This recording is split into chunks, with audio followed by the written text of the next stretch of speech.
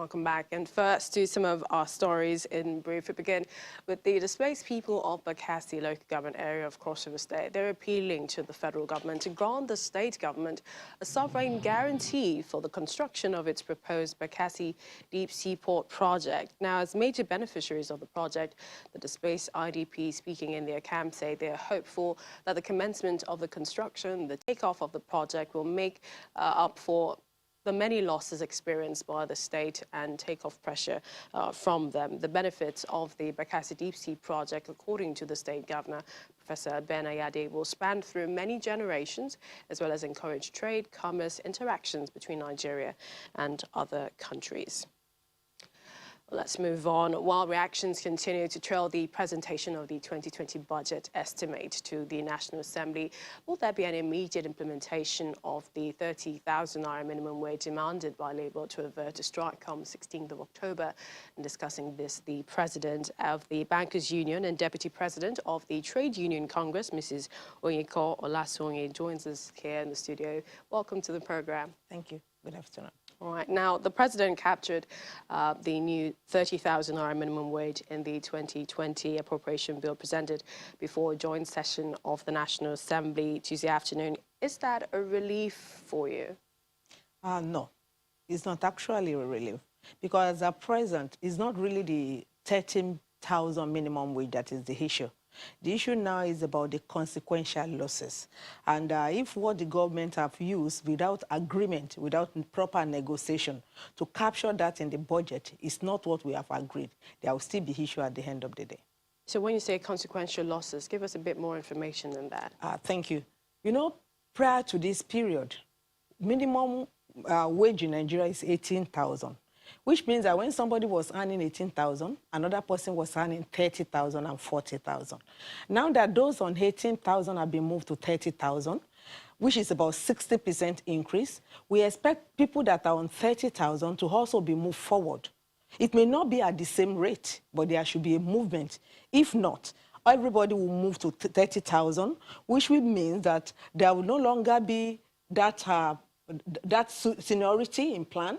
That's something everybody look toward for promotion. It means either you are in level 0 or you are in level 1 and you are on level that is on 30,000, your salary is the same thing. That is what we are discussing here. So the strike on the October the 16th, are you saying that this will continue? I mean, what is the federal government saying to Labour now? As at present, there has not been any conclusion with federal government.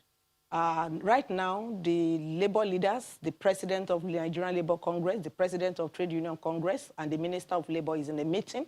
And at the end of the meeting today, there will be a conclusion that will be announced to all Nigerians if there will be strike on the 16th or there is another, everything has been concluded. One question some people are asking is if Labour is sensitive to the fact that government has to also look for revenue to source this wage bill. Isn't that an issue for the union?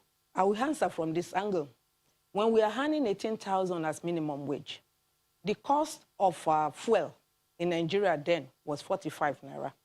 Between then and now, fuel price has increased by 60%. Between then and now, the exchange rate, because then it was 116 naira to $1, has increased by 140%. And if all the labor is asking for now is 29%, we are not asking for 30%. At 29% of 30,000, for those that we are on 30,000 before, is only 8,000 naira. What we are saying is that people, if you are giving people that are on 18,000, 30,000, which is an increase of 12,000, then those that we are on 30,000 should be given 8,000, move them to 38,000. So it's not about being insensitive to government looking for revenue. It's about us telling the government that they should learn to manage and appropriate revenue that is available properly. And we also mentioned this. You know, when there was fuel increase, Labour did not ask for salary increase. We only asked for palliative measures that can help our money to be enough for us. And we signed various agreements with government then, none of which they implement. This 30,000, this 29% increase we are asking for is not enough to cover the cost of the fuel subsidy. It's not enough to cover the cost of education for our children. It's not enough to cover the cost of health. And now that the border is closed, you could see the inflation everywhere. We can't go to the market and say, it's only my brother and my sister's salary that have been increased, that my own have not been increased. The inflation is on all of us. So these are the things we are discussing with federal government. We are not being insensitive. We are only asking that we should be able to sit together, social dialogue, negotiate, not that the government will just dictate what they feel is right. All right, we'd like to appreciate your time on the program. Thank you so much for joining us, Mrs. Olayinka Olasunyi.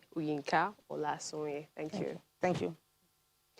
In other stories, the Ebonyi State Governor David Umahi is advocating the need for Nigeria to pursue a zero-oil economy beyond diversification to save it from the risk of being vulnerable to a single commodity. Governor Umahi was a guest lecturer at the University of Nigeria 59th Founders Day program tagged Preparing for Tomorrow's Zero-Oil Economy in Ebonyi State. He believes Nigeria's oil resources should be used as a down payment for a robust export basket of other products to create jobs and foreign exchange and attract investment.